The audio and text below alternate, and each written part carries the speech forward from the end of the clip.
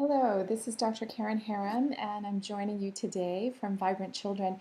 And wanted to talk to you about the nutritional story that's evolving in the context of autism. I know you're tuned in today because you're interested in the causes and the treatments of autism, perhaps in your own child or a child that you know and love. So let's jump right into talking about the task of feeding your autistic child. I know you're faced with incredible challenges day after day, and I know that your child may have severe aversions to perfectly good food. In fact, he may avoid certain textures for no apparent reason. She may be allergic to some very common foods. And then on top of that, malabsorption of nutrients occurs very frequently when there is intestinal inflammation, which is a common finding in our autistic kids.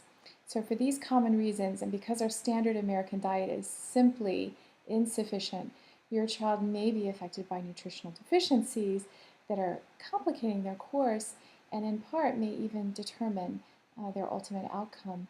So I just wanted to share this fact with you. Food can have an influence on brain structure and thus on its function, including cognitive function and intellectual function. And I've referenced the scientific source for that information in the written portion of the blog if you'd like to check that. One of the hot off the press examples that I'd like to report to you was cited in the scientific literature in a family that was affected by autism. And this recent report describes a very rare branched chain amino acid disorder that is simply treated by supplementing the child with branched chain amino acids, which is a simple dietary supplement. This is exciting information. It may only involve a small percentage of autistic kids, perhaps only 1%, but that 1% can find a very simple dietary solution. So we're excited about that in the autism community. In addition, it's been found that an enzyme called biotinidase is reduced in some individuals with autistic disorder, and simply providing a prescription dose of this vitamin biotin improves the autistic condition significantly. And let me also tell you about folate. Folate is so critical to the development of the nervous system that the United States government has recommended fortifying folate in processed foods, which we've been doing now for several years. And with this addition of folate alone, the incidence of spinal defects and even some rare childhood cancers are becoming even rarer. So not only is folate critical for brain formation, this nutrient is also very important for the methylation pathway and for so many basic cellular functions that we know to be impaired in autism. Well, more recently, it's been determined that up to 60%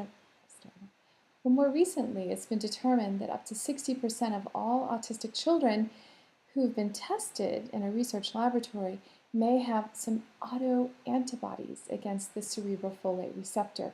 So if we have a receptor in the brain, folate is supposed to bind to it, but what's actually happening is that it's being blocked by an antibody. This prevents folate from entering into the brain where it needs to feed and operate brain functions.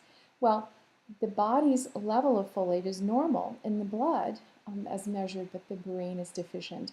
And this interesting and very important new finding suggests to us that simply giving high amounts of folate can bypass that blocked folate receptor. So I know that inadequate nutrients and unusual metabolism are not the only nutritional factors at play here in autism. And so according to some recent research, environmental toxins are also playing a role.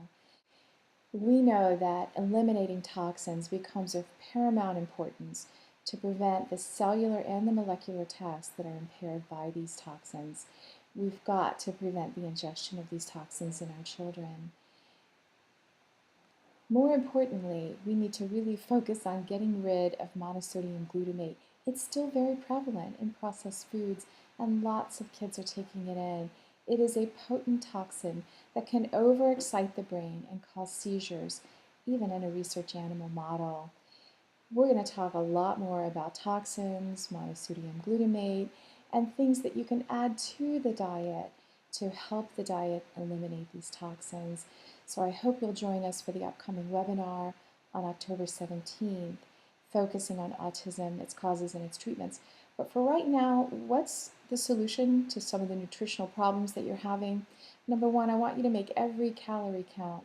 Make all the calories full of dense nutrients that you provide your child, and target supplementation to power up the brain. Give that folate, the B vitamins, and the other nutrients that I've mentioned, and do eliminate toxins. What I've provided for you in the written blog are a few little do's and don'ts.